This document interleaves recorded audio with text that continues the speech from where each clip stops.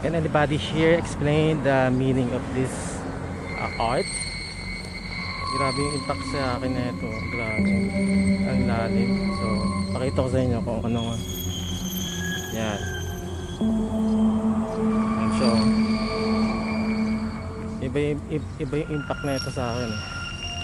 Kasi, makikita nyo, ito, tsaka ayan. Apat na pieces na art.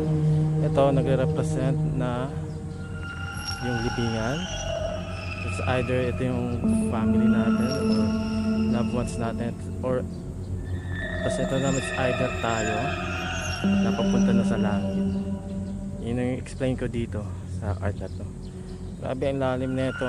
Kung sino nakakaalam ng totoong meaning na ito, explain sa comment section.